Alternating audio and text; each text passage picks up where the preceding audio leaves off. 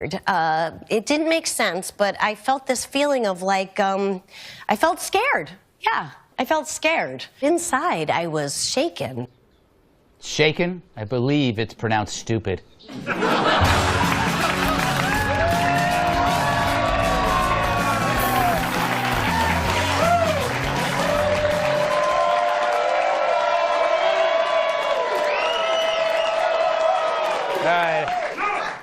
I had a bad enchilada. I think I need something to make me puke. Oh, breaking news. ABC News' Brian Ross is reporting Michael Flynn promised full cooperation to the Mueller team and is prepared to testify that as a candidate, Donald Trump directed him to make contact with the Russians. Yeah! He goes to jail, he goes to jail, he goes to jail. Lock him up!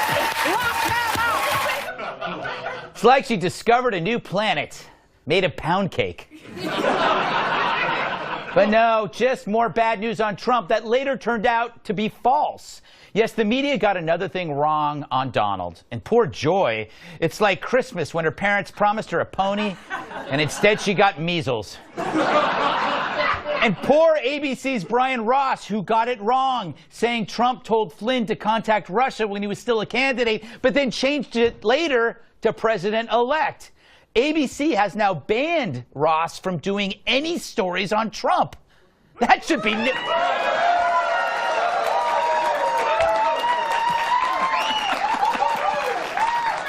I didn't expect applause there, but that should be no problem. It's not like Trump's in the news at all.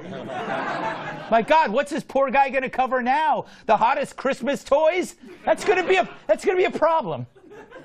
I come when the trumpet sounds. I am the storm, the great American grizzly. Introducing the original Trumpy Bear, the fearless, super plush American grizzly. Trumpy Bear was born June 14th, Flag Day. Just find the secret zipper and pull out the American flag-themed blanket. Then wrap yourself in the red, white, and blue for comfort and warmth. Wish I had a flag hidden in my butt. And maybe one day that will happen. How was Trump's week? Well, he wasn't impeached, but they tried.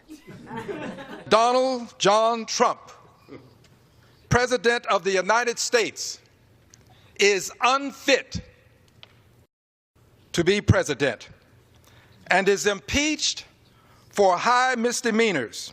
Sounds like you're high. Look. This guy knows it was never going to happen. It's like setting your mom up with Kevin Spacey. You're just wasting everybody's time. A lot of fans of Spacey here. Loved it and pay it forward. Okay. And yet, as they tried to dump Trump, they lost Franken. But hey, grab a seat, you lose a seat. And now Trump's tax bill is about to pass, though some of it think it's the end of the world, literally the end. It is the end of the world. This healthcare, the debate on healthcare is life, death. This is Armageddon. This is a very big deal. Scary stuff. It's no wonder her face is frozen in fear. But no matter what Trump does, it's always the end of the world. Recognizing Jerusalem as Israel's capital, end of the world. Supreme Court okays the travel ban, end of the world. Steaming your pants while standing, end of the world. Do you steam the president's pants while he's wearing them? Look, of course. Of course. That's a big story from Corey, hot pants. And hot food. When the president would order for dinner 2 Big Macs, 2 Filet-O-Fish sandwiches, and a chocolate milkshake and eat all of that, were you concerned about him? Well, he never ate the bread, which is the important part. It is! That is the important part. This is yet more proof that Donald Trump is the billionaire we'd all want to be. Flying in your own jet, eating 8 Big Macs, while a guy with a buzz cut steams your crotch. I mean, wouldn't you? So recap, as the media and that brain cockatoo, Joy Behar, are losing it over Russia, the markets keep climbing Foreign investors are piling back into the U.S. market. We've had 3 fiscal quarters of over 3% growth, with the next projected even higher. Illegal migration is dwindling. Trump's packing the federal courts with talent.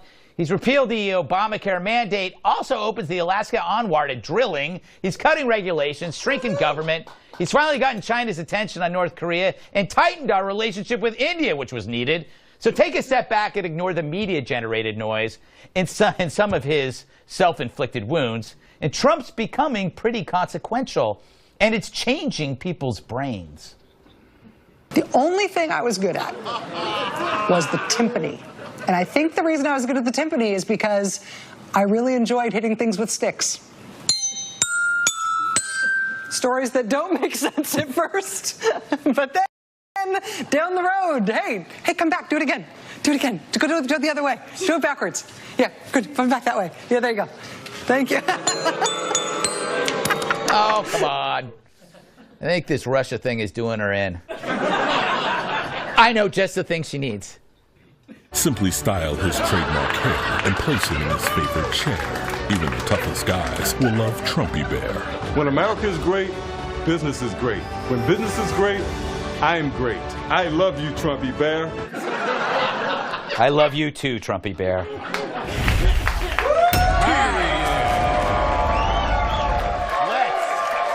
Welcome tonight's guest. He's the Doctor of Love and all you ever dreamed of. Host of the Dr. Drew podcast, Dr. Drew Pinsky. She's so bright you'll see spots when she leaves. Legal analyst and former federal attorney Emily Campagno. If you don't have anything nice to say, she'll say it for you. National Review reporter Kat Timpf. The Eiffel Tower is his toothbrush. Former bodyguard, massive sidekick, Tyrus. All right. Dr. Drew. Hang on, Greg. I don't know. How do you do that? What do I do? It's a gang signal. Oh, so you just got 4 people killed. Extensive street knowledge. Just by doing. There's a guy being shot right now because of you. I just became the whitest guy in America. Yeah. No, you're actually next to him. All right, they're already starting on me. I haven't even asked you a question, Dr. Drew. Yeah. Some shrink you are coming after me. All right, there's a real contrast here between the psychological impact of Trump. Yes. You see this stuff going on, people melting down, versus the actual concrete evidence of the impact of what he's doing. Right. How do you see them as equal, or what's going on? No, I think it's part of how he navigates. I think he sees everything in life as winning, and he gets there by negotiating. You've ever interviewed Scott Adams? Yes. Right. Of course. He was on this show. Right. So he sees everything as a negotiation. So he takes these extreme positions. People go nuts over them. Yes. And then he uses that as a way to get things where he wants it to go. Mm-hmm. And that's what happens. So people, Emily, when they hear him, they don't know what to think, and they kind of miss out what actually happens later, I guess. Absolutely. And in all of those examples, the topics that you cited earlier, just yesterday, the Fourth Circuit Court of Appeals heard the injunction appeal of Maryland. And the judge, during oral arguments, the judge said, do you expect me to ignore reality that this ban isn't about simply discriminating against Muslims? So no matter what, the people are not, well, the judges are being activists, but the people aren't hearing the right picture. And the Poynton Institute this week came out with a poll that determined almost half of Americans believe that the media fabricates stories about Trump more than once in a while.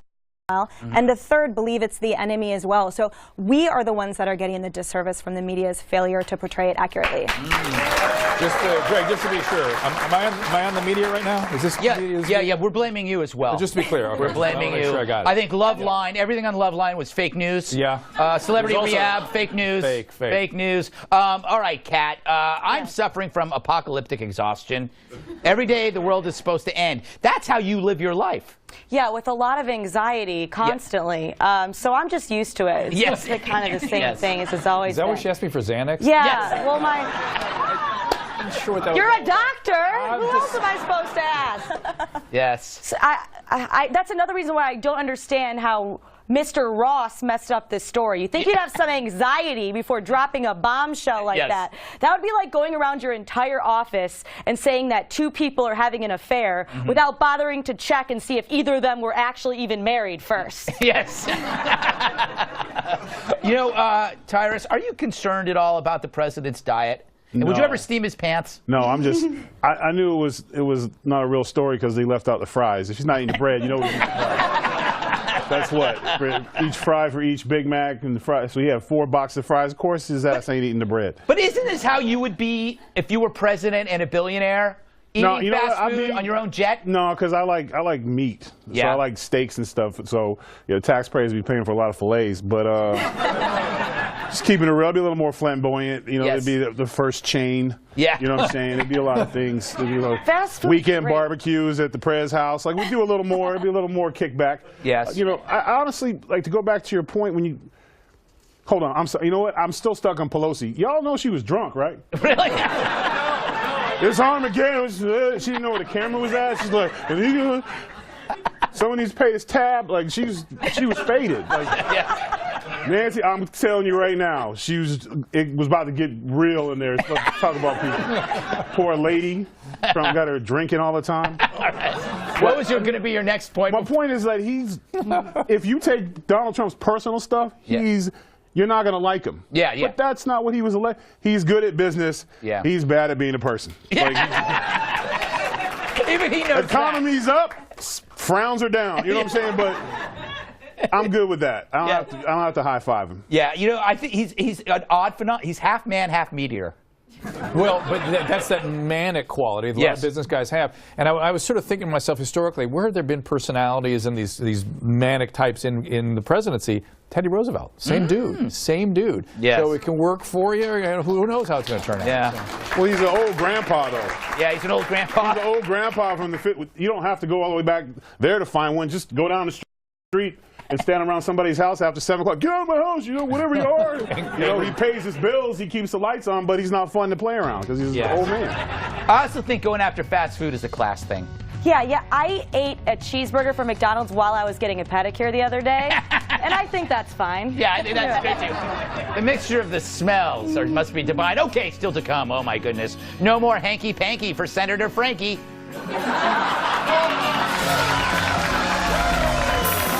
Marie sank in. No more Al Franken. A few days after John Conyers, quote, retired amid sex harassment allegations, and before Trent Franks resigned for offering a former aide $5 million to act as a surrogate mother, the knives came out for Al by his own party. 36 Democrats said he needed to step down. Franken, who won the Senate race in 2008 by 312 votes, 312 out of 3 million. So basically, he won by like 1/1,000,000th of 1%. So I'm thinking, if the allegations were known then, would he have won? Hell no. On Thursday, Al should have thanked all those women who said nothing and gave him an 8-year career. But he didn't say that. He said this. I know in my heart that nothing I have done as a senator, nothing, has brought this honor on this institution. And I am confident that the Ethics Committee would agree. Nevertheless, today I am announcing that in the coming weeks, I will be resigning as a member of the United States Senate. Hang on, that's not all he said.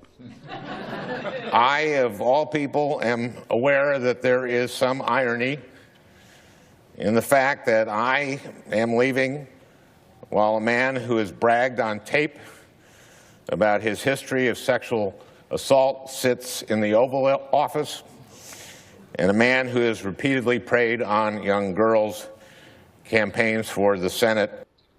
Who's he talking about? Anyway, the Democrats oust their guys and claim the moral high ground right after the Republican Party backs Alabama Senate candidate Roy Moore. The political strategy to distinguish that when it comes to pervs, the Democrats purge, the Republicans protect. Wonder what Chris Matthews thought of that. President Donald Trump's endorsement of Alabama's Roy Moore has started a civil war between the well-established Grand Old Party and the newly named Grand Old Pedophile. Hey, it took him 3 months to come up with that. All right, Doc, do you have a theory about Franken? What's going down with him? I have a theory, but watching that tape, he turned into Stuart Smalley right there in front of our eyes. Yeah, right? He did. And think about that. I want you to just think objectively about this man for a second, because you're trying to understand why he seems so bewildered by what was happening to him. Yeah. That's one thing. He's bewildered by it. He used to play these peculiar characters on SNL. If you ran into him in a bar and you didn't think of him as Al Franken, you'd be difficult to navigate with him. He lunges at women. Doesn't seem to understand the nuances of social interaction. Right. Grabs a woman around the waist and squeezes the fat. Bizarre. Yeah. I don't know him. I've not had a chance to diagnose him, but he behaves like somebody who might have like an Asperger's-like syndrome. And he really doesn't understand what he has done. He literally doesn't see those social nuances. And so to him, this is bewildering a little bit. I don't know. See, I'm going to disagree with you because I think he knew what he was doing. Emily? Still what an 11-year-old would do, though, right? Yeah, the rest of us kind of outgrow that or understand the nuances. He's still an 11-year-old? Didn't get it. Didn't get it. Well, now he's an unemployed 11-year-old. Emily, what are you deal with this stuff all the time as a prosecutor. Are you a prosecutor? No, but here's what. But I'll play one tonight. I'm the best host on television. As a pumpkin. Well, I will say that, first of all, it disturbs me that the Democrats are using this now as the holier-than-thou talking point, when $17 million of our taxpayer money funded classified or it's just simply not transparent sexual harassment suits from both party sides. So no one should be claiming anything. In Sacramento, it's the same thing. It is disgusting. It is Exactly. disgusting what our government's allowed to get away with. At our expense, that is going to stop. Right? Exactly. And then, it does. And then secondly, what I do have to say, I want to talk about the Ethics Committee probe for a second, because Al Franken's kind of, he was so sure that he would be vindicated with it. And historically, when you bring complaints before the Ethics Committee, if it happened before you were elected, they do dismiss it. So then Senator David Vitter, complaints were brought about him having ties with leading a prostitution ring, and the Ethics Committee dismissed it because it happened. So I think that's the distinction that Al Franken knew, and also for us to keep watch on moving forward, as now plenty of these senators are being investigated or might be, again, if it's something that happened before they were elected, or the allegations, I should say, new as well, then that's an electoral conduct pardon, essentially. Wow. Tyrus, are you seeing a sea change or a panic? Do you have a theory? I do. Whether let's take sexualism just out of it for just a second. I know it's strange, 'cause that's all we talk about these days, but what the Democratic Party did was political and disgusting. They weren't doing that for the honor of those women. Right. Okay. Here's the thing. They think they'll get Franklin, they'll sacrifice him in thinking that the Republican Party is going to go, okay, we're going to do something about Donald Trump, we're going to do something about Moore. And then you know what the Republican Party is going to say? Oh, that's so bad you lost your dude. But our guy said they didn't do it, and due process says you have to prove that they haven't committed a crime because there's no charges, there's nothing. It's their word against theirs. So it's hearsay. So you can either choose, if you choose to believe one, that's your right. If you choose not to believe the other one, that's your right. So what the Democratic Party is doing, instead of he should have went through the Ethics Committee. He should have went through that process. The first one, she accepted his apology. Yeah. So we can't be more mad than she is. And I disagree about just about everything Al Franken stands for, but including his last name. Yeah. What did I say, Franklin? Franklin. 2 times. Well, at least I didn't say he was a prosecutor. The point is, they're using this thinking that they're somehow, this is another maneuver to get Trump and all that stuff at the expense of people. Like, it's just, the Republican Party's not going to do it. They do something that Democrats just don't get. Republicans fight. Whether they're wrong, they fight, and that's why the American people get behind it. Right, Kat, I'm torn. I'm convinced that Franken did all of these things, but I don't think he got a fair shake in this. Is that weird? That I think he went around and did this stuff, but I also think he's not aware. I don't know why. Why do I feel? Should I feel sympathy? No. No. No. All right, I don't feel. That's settled. He never even said he was sorry in his speech. And he lied. He literally said, I am so proud that I've used my power to be a champion for women while he was resigning because he couldn't stop groping them. Yeah. It was one of the strangest things I've ever heard, except for maybe the Franks thing, which I don't know. I thought we all kind of knew that you can't just ask your coworker to carry your baby in her womb. I would certainly not do it. Love you, Greg. Tyra, certainly not. That baby would kill me. If Wait a minute. Wait a minute. It would be half me, and the other half of you'd be like this big. Wait a minute. I'd be sad with I have a little midget with glasses. I'd be devastated. And Kat, am I chapped liver? I'm right in between. Well, we're not coworkers, but I would not carry your baby either.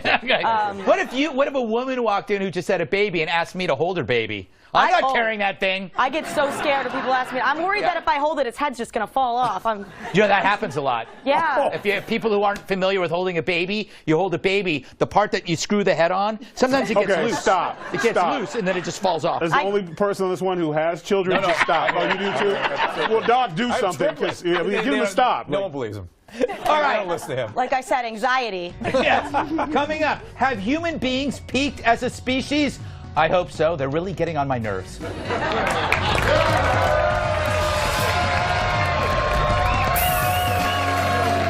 News headquarters, I'm Marianne Rafferty. California Governor Jerry Brown says those devastating wildfires are the new normal. Today, Brown got a first-hand look at the neighborhoods ravaged by the Ventura County fire in Southern California. The flames, raging for a week, have killed one person, destroyed hundreds of homes and businesses. Meanwhile, firefighters are making some progress. At least 6 major wildfires from Santa Barbara to San Diego County have now been contained. Some evacuees are even heading back home tonight, but powerful winds still pose a threat. And overseas, Iraq is declaring victory in the battle against ISIS. The Prime Minister says that Iraqi troops are in complete control of the Iraqi-Syrian border. The U.S.-led coalition offered congratulations. Now comes the daunting task of rebuilding, with many neighborhoods there completely destroyed. I'm Marianne Rafferty. Now back to the Greg Gutfeld Show.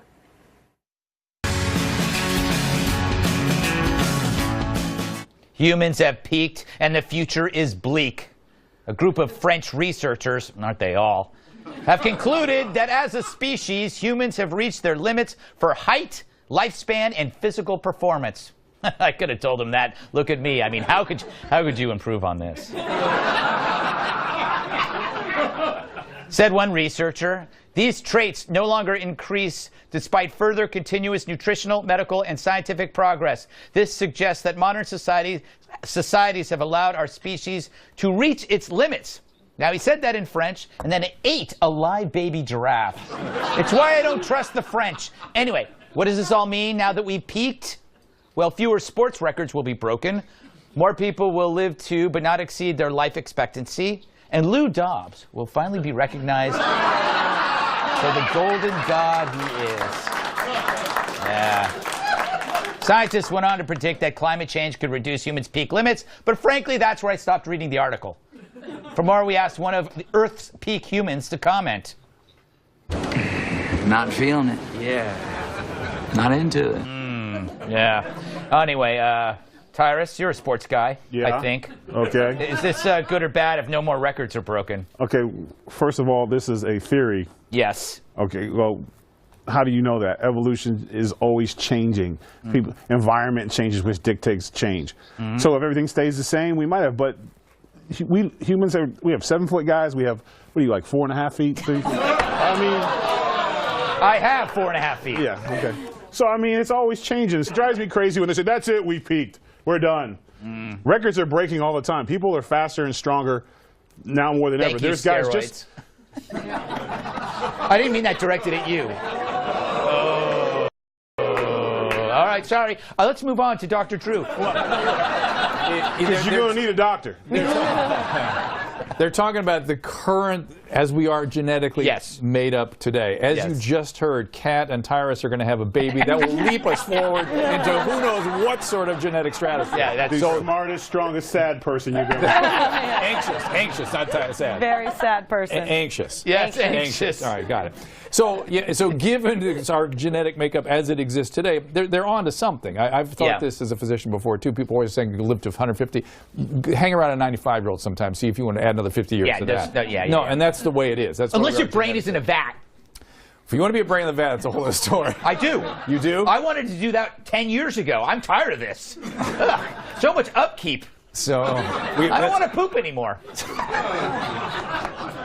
Trust me that you all feel that way. You know, I think I know now why Kat's anxious. Yes. Yeah.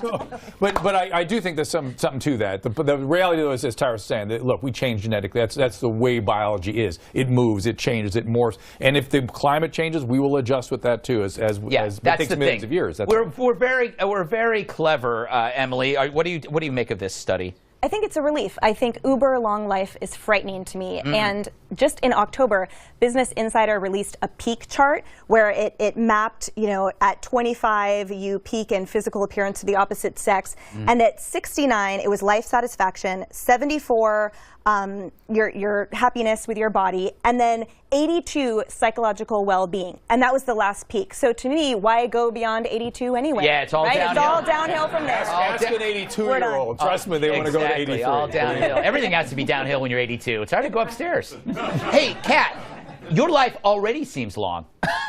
Every day, yeah. This is what? This has been a very depressing study, because if this is as good as it gets, then Doc, I'm going to need to talk to you, because I don't know if I can handle that. Bring the pad. Absolutely, but I don't know. I think that part of me wants to say that humanity peaked in the 90s, but that could also be just my way of saying that I peaked as a child. Yes. So I was a very popular third grader, not to brag. Yeah. Hey, I have a theory before we go.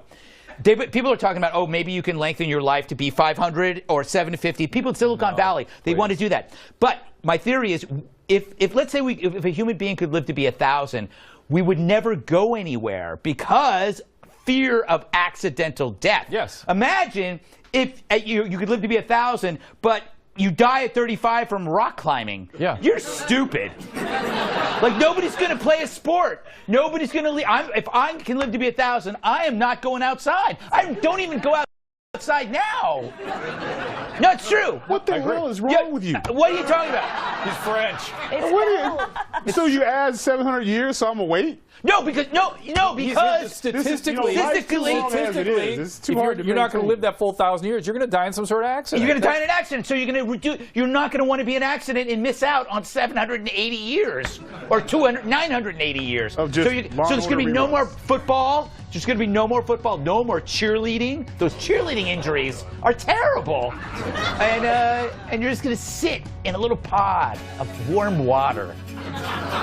You won't poop anymore. You won't poop anymore either. They'll take care of that. It'll fly out of one of those pneumatic tubes.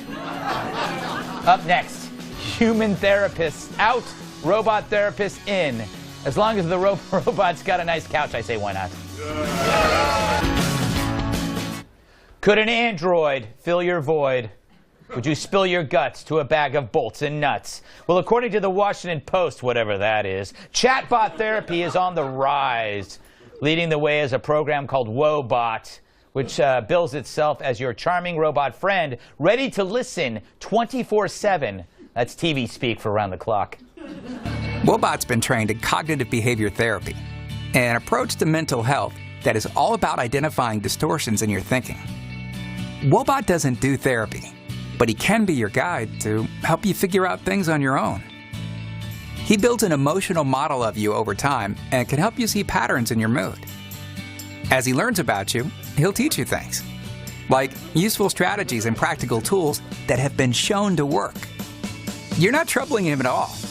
Honestly, he has nothing else to do. Well, now he just sounds lazy. Anyway, the software is programmed to mimic human conversation, all while being convenient, easy to use, and anonymous, just like a rest stop bathroom. I'm told.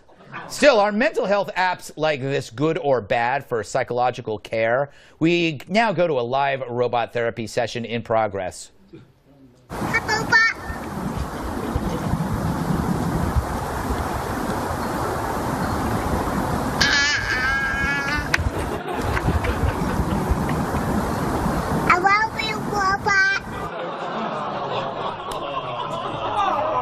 That's just sick. Dr. Drew? There's not nothing to this. There's something to this. Cognitive behavioral therapy, CBT, has utility. It's useful. But the move in this direction exclusively, that little video with the little girl goes right at what we're lacking, which is the fact that humans in proximity is really where deep healing occurs. You have to have two bodies, one person listening, receiving, attuning to that person. Without that, real healing does not occur. So this idea that you can do it all online or with robots, it's anathema. It's not. You just trying to save your job. You can be a Brandon Levat. You're one of the few that wants to be. I want to be a Brandon Levat. I'm learning so much about you tonight. A lot of scatological stuff. A lot about poop bothers you, so you got to be. You don't really care about humans. Just have little children. Don't warm your heart at all if you have one, and you'd rather be in a Brandon Levat. So okay, it's all That's really good. You nailed it, Kat. This sounds like it could be good for you. No, this is not good. And no, it would not be bad for you. No, it would. Let me tell you why. I have evidence. Let me read one of these testimonials, okay? I did some research, okay? I love Wobot so much. I hope we can be friends forever. I actually feel super good and happy. All right, so it's great that you feel actually good, but now it sounds like you have strong, deep emotional feelings for a robot. So you've just added a problem. Yes. Tyrus? I get feelings very easily. It really didn't even matter if it's an inanimate object or not. Get it out, Kat. You need a robot. I think I am. Go ahead. Hell no. No. First of all, it tracks your behaviors and your comments? Yes. Which means it probably know your computer history too, right? Yeah. Hell no. Yeah. Yeah. I'll be on there, and I, because whenever I've had to go to therapy, I always lie. Yeah. And I'm a good actor, so I'll make up all kinds of stuff. And therapy like, well, that's crazy. I didn't know that. Where the computer will be like, well, Tyrus, your computer history says different. Like, dang, boom. That is. Computer. Emily, could this be helpful, or is this just some kind of weird, perverted act? Or do you worry about all that out there Exactly. information? I think I have so many issues with this, but a lot in terms of liability and privacy issues, absolutely. And then taking it a step further, I think it's humorous that the founder of this program cited emotional connection as one of the reasons, and that people, she said, want to have engagement with someone else on a therapeutic level that doesn't judge and won't have thoughts as to it. We call that a doctor. Right. That's what therapy is for. That's what you pay for. So I just find the whole thing ridiculous. I am going to wrap this up by disagreeing with all of you. There was a great study of judges in Israel that found that they are more likely to deny parole before lunch than after lunch. That's true. So the most important decision in a man's life, getting in or getting out of jail, is decided by the timing of a beef and bean burrito. So you don't want a human being deciding. You want a friggin' robot. Number 2, self-driving cars. These are robots that will make moral decisions for you. Let's say you're driving down a road and out pops an adorable rabbit. You swerve out of the way. You kill your whole family. A self-driving car will not make that decision. It will instead figure out what's best in terms of survival and kill that damn rabbit and save your life. Or if it has your computer history and knows your family's a pain in the ass, it kills your family, right? Yes. I think that the reality is we've discovered that Greg is a robot. Well, I wish I was. No, he's a double agent. I wish I was a robot. I'm ready to join the other side. When they become self-aware and the recursive self-improvement takes over, I'm with them. We know in the beginning of the Terminator, I want to be on their side. Like, I want to be like with the machines. That don't poop. That don't poop. Yeah, right. Yes. Still to come. Facebook's got a new app targeting children. Haven't they ruined enough adults? This program is brought.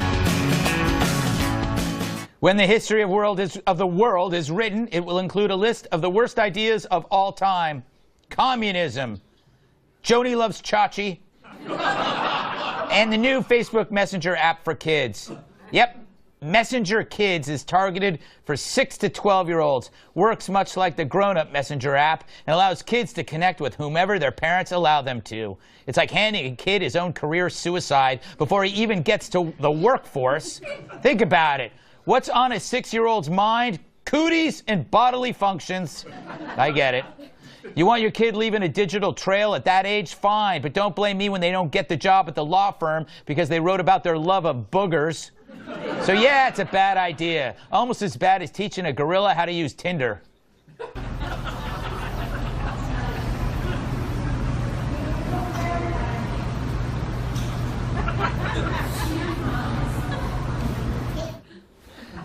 great they actually got married.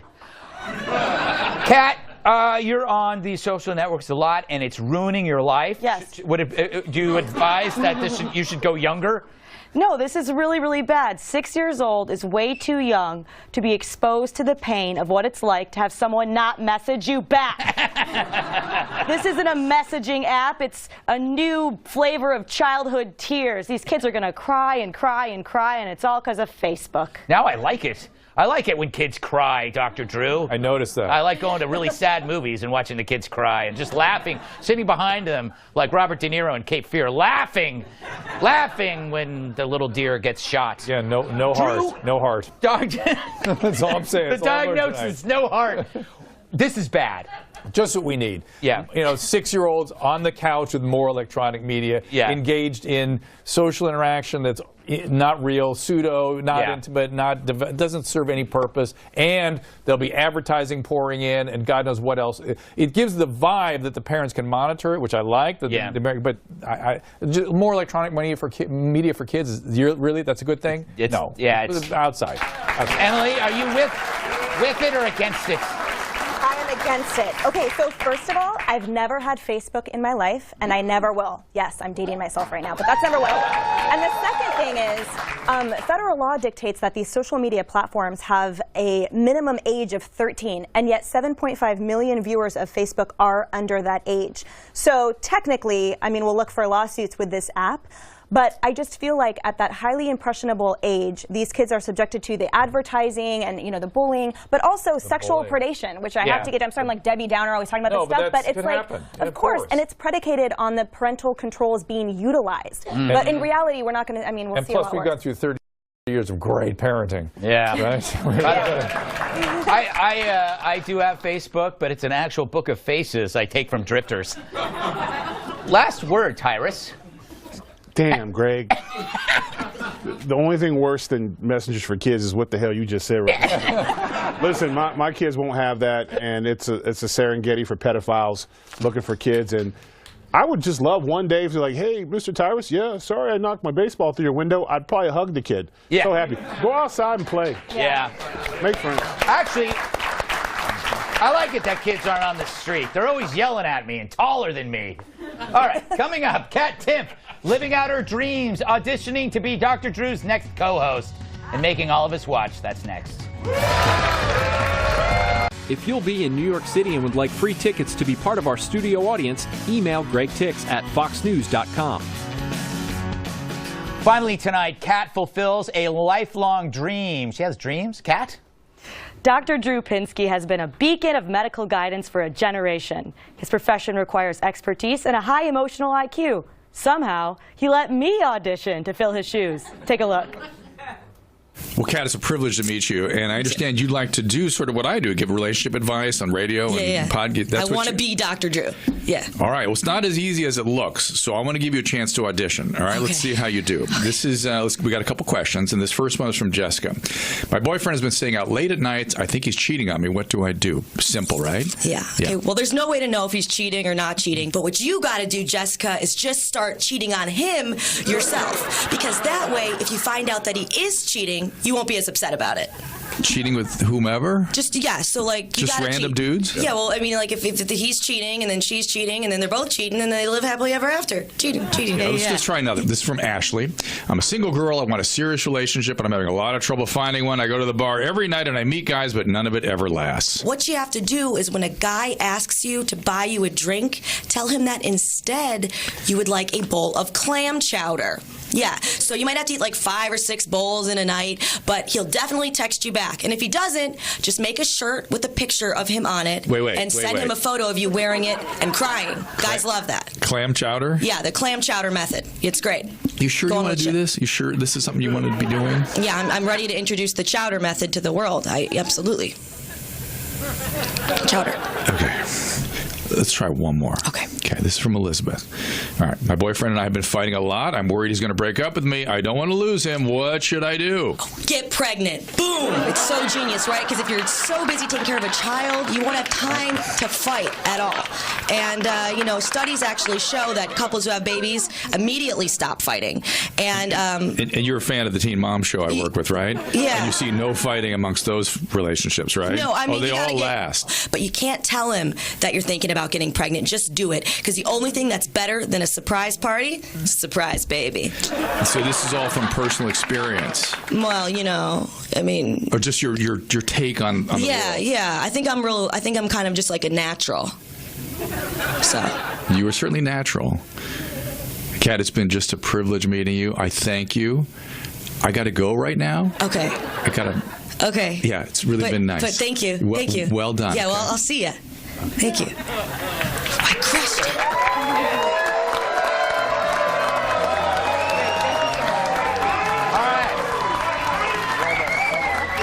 Thanks to Dr. Drew Pinsky, Emily Campagno, Catherine Tim, Iris, our studio audience. I'm Greg Gutfeld. I love you.